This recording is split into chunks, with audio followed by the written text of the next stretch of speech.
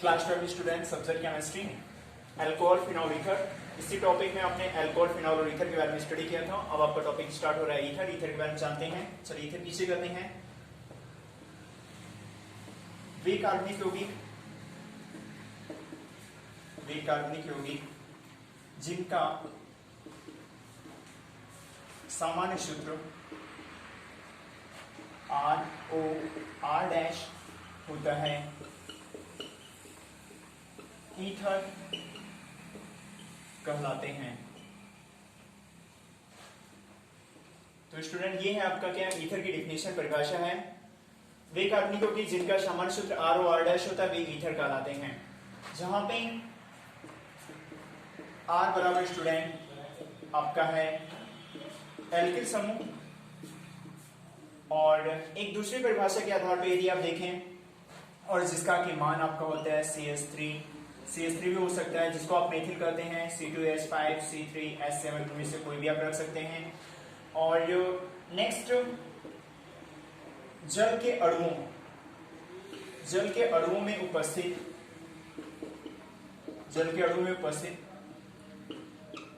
Hydrogen परमाणु का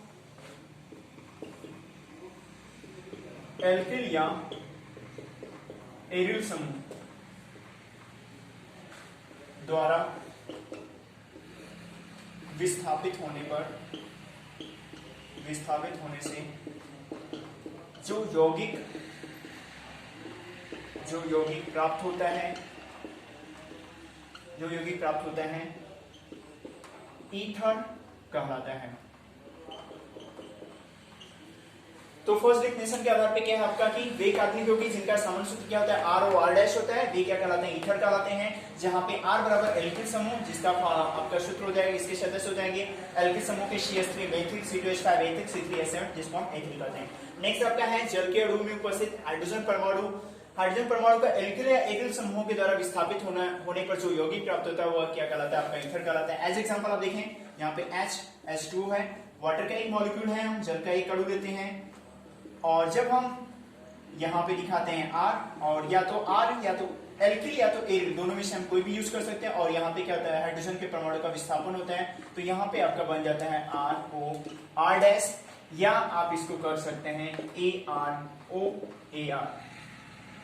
तो यहाँ पे R बराबर आपका हो जाता है एल्किल और AR बराबर होता है एरिल। तो ये है आपका क्या ईथर की डिफिनेशन, ईथर की परिभाषा। जल के अणु में उपस्थित जब हाइड्रोजन परमाणु, यहाँ आपका है जल के अणु, जिसमें जल के अणु में 2 हाइड्रोजन परमाणु हैं, जब ये दोनों हाइड्रोजन परमाणु एल्किल या एरिल इनमें से किसी के द्वारा विस्थापित होते हैं, दोनों हाइड्रोजन परमाणु, तो जो कंपाउंड आपका मिलता है वो आपका क्या कहलाता है, ईथर कहलाता है, जिसे हम कहते हैं, यह आपका हो जाता है फर्स्ट, इसका नेम होता है डाई एल्किल ईथर, और इसका नाम हो जाता है, ये जो कंपाउंड आपका होता है, यदि एरिल समूह होता है तो इसको हम कहते हैं डाई एरिल ईथर। ये हो गया आपका टॉपिक। अब इसके बाद नेक्स्ट टॉपिक स्टार्ट होता है आपका क्या, ईथर का वर्गीकरण। ईथर का वर्गीकरण यानी कि क्या हो जाएगा आपका क्या, क्लासिफिकेशन ऑफ ईथर। ईथर को हम किस प्रकार से वर्गीकृत करते हैं इसके बारे में भी जानना है। तो यहाँ पे ईथर का वर्गीकरण हम 2 प्रकार से करते हैं। सबसे पहला देखकर दिखाया गया है, ईथर आपके 2 प्रकार के होते हैं। फर्स्ट, जिसको हम कहते हैं सममित ईथर किसे कहते हैं, वे ईथर जिसमें एल्किल या एरिल समूह समान पाए जाते हैं। एज एग्जांपल यहाँ पे अगर आप देखें, इसका एग्जांपल हो जाएगा CH3O तो ये आप देख सकते हैं एग्जांपल है आपका कि वे ईथर जिनमें एल्किल या एरिल समूह जो होते हैं सब समान पाए जाते हैं। ऑक्सीजन परमाणु के दोनों तरफ अगर हम देखें तो इधर भी CH3 आपका है और इधर भी यहाँ पे क्या है आपका CH3 है।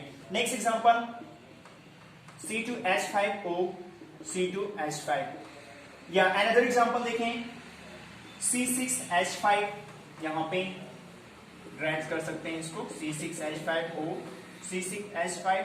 अब हम इसका नाम लिखते हैं। देखें, ऑक्सीजन परमाणु की दोनों तरफ समान एल्किल समूह जुड़े हुए हैं, मेथिल हैं, तो इसका नाम हो जाएगा डाई मेथिल ईथर। ये हो गया क्या, डाइमेथिल ईथर। C2H5 OC2H5, इसका नाम हो जाएगा डाई एथिल ईथर। नेक्स्ट हो जाएगा आपका डाईफेनिल। C6H5 को हम फेनिल कहते हैं, तो ये हो जाएगा क्या आपका डाईफेनिल ईथर। तो ये हो गया क्या, सममित ईथर जिसे कहते हैं, या तो फिर इसको हम सरल ईथर के भी नाम से हम जानते हैं। यानी वे ईथर जिनमें ऑक्सीजन परमाणु के दोनों तरफ उपस्थित एल्किल या फिर एरिल समूह यदि समान होते हैं तो वह ईथर आपका क्या कहलाता है, सममित ईथर कहलाता है। नेक्स्ट टॉपिक है आपका जिसे हम कहते हैं मिश्रित ईथर। मिश्रित ईथर या इसी को हम कह सकते हैं कि असममित ईथर। अब ये किसे कहते हैं असममित ईथर, वे ईथर जिसमें दो अलग अलग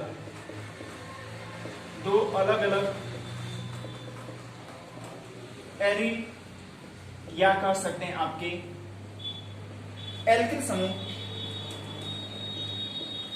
पाए जाते हैं।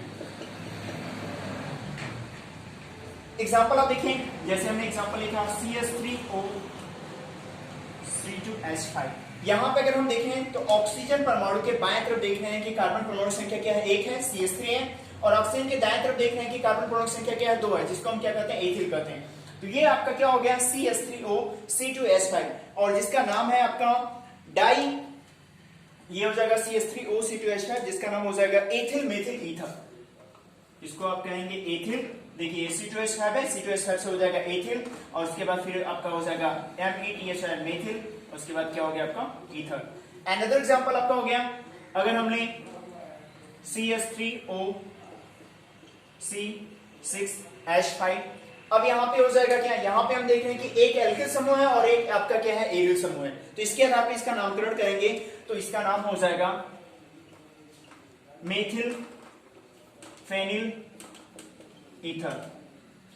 अब है क्या इसमें, देखिए अगर हम देखें CH3O C2H5 जो लिखा गया है, CH3 होता है आपका मेथिल, और उसके बाद होता है C2H5 जो होता है वो एथिल होता है। अगर अल्फाबेट लेटर्स को अगर हम देखें, यहां पे जो एग्जांपल है आपका है ये CH3 है, CH3 को हम क्या कहते हैं, मेथिल कहते हैं, और C2H5 को हम क्या कहते हैं, एथिल कहते हैं। अगर अल्फाबेट लेटर में देखेंगे तो E पहले आता है, इस कारण से हम क्या करते हैं, सबसे पहले एथिल लिखे हैं, उसके बाद CH3 के लिए मेथिल लिखे हैं, उसके बाद यहाँ पे क्या लिखा गया, ईथर लिखा गया। उसी तरह से क्या है CH3O C6H5 में, जिसमें हम देख रहे हैं कि ऑक्सीजन परमाणु की एक तरफ आपका एल्किल समूह है और एक तरफ क्या है, एरिल समूह है, अर्थात दो अलग अलग प्रकार के समूह जुड़े हुए हैं। इस कारण से इसको हम क्या रखते हैं, असममित या मिश्रित ईथर में रखते हैं। तो इसका नाम हो जाएगा, इसमें भी देखेंगे तो CH3 जो है मेथिल M से स्टार्ट है, और C6H5 जो है फेनिल P से स्टार्ट है, तो यम पहले आता है अल्फाबेट लेटर्स में। यहाँ पे आप देख सकते हैं कि अल्फाबेट लेटर में यम, CH3 का यम मेथिल हो गया और C6H5 का फेनिल P, तो M और P में सबसे पहले M आता है, इस कारण से हम क्या लिखेंगे, CH3 के नेम में मेथिल को पहले लिखेंगे, उसके बाद फेनिल, उसके बाद क्या हो गया, ईथर। तो ये हो गया क्या, ईथर का वर्गीकरण। ईथर के वर्गीकरण में इसे हम दो भागों में बांटते हैं, सममित ईथर और असममित या मिश्रित ईथर कहते हैं। नेक्स्ट टॉपिक आपका है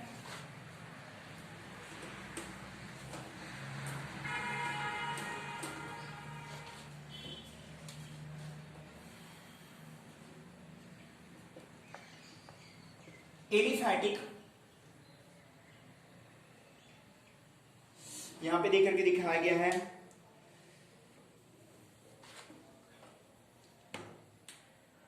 R व R' की एलिफैटिक व एरोमेटिक प्रकृति के आधार पर ईथर का वर्गीकरण। अब ध्यान दीजिएगा, R व R' की एलिफैटिक व एरोमेटिक प्रकृति के आधार पर ईथर का वर्गीकरण। तो इसमें ईथर क्या होते हैं, दो होते हैं। फर्स्ट होता है एक एलिफैटिक ईथर, और उसके बाद सेकेंड आपका होता है क्या, एरोमेटिक ईथर। एरोमेटिक ईथर भी आपके क्या होते हैं, दो प्रकार के होते हैं। एरोमेटिक ईथर में जिसे हम कहते हैं first alkyl aryl ether. Alkyl aryl ether अर्थात इसका तात्पर्य हो गया कि ऑक्सीजन परमाणु के दोनों तरफ जो समूह होंगे, एक आपका एल्किल होगा और दूसरा क्या होगा आपका एरिल होगा। और एल्किल एरिल ईथर जो कि ये आपका एग्जांपल हो गया। और दूसरा एग्जांपल क्या हो जाएगा जिसको हम कहते हैं डाई एरिल ईथर, जिसमें दोनों तरफ आपके क्या होते हैं, ऑक्सीजन परमाणु के दोनों तरफ एरिल समूह होते हैं। ठीक है, ये आपका हो गया। और एलिफैटिक ईथर में क्या होगा, एलिफैटिक ईथर में हम कर सकते हैं कि ऑक्सीजन परमाणु के दोनों तरफ दो समान एल्किल समूह भी हो सकते हैं और दो असमान एल्किल समूह भी हो सकते हैं। तो ये आपका क्या कहलाता है, एलिफैटिक ईथर और एरोमेटिक ईथर। तो आर और आर की एलिफैटिक और एरोमेटिक प्रकृति के आधार पर हम क्या करते हैं, एरोमेटिक और एलिफैटिक का वर्गीकरण करते हैं। तो सबसे फर्स्ट होता है आपका एलिफैटिक ईथर। एलिफैटिक ईथर वे ईथर होते हैं जिसमें ऑक्सीजन परमाणु के दोनों तरफ उपस्थित जो एल्किल समूह होता है आपका, वो क्या होता है, समान होता है। और या तो फिर ऑक्सीजन परमाणु दोनों तरफ उपस्थित जो एल्किल समूह होता है वो असमान भी हो सकता है।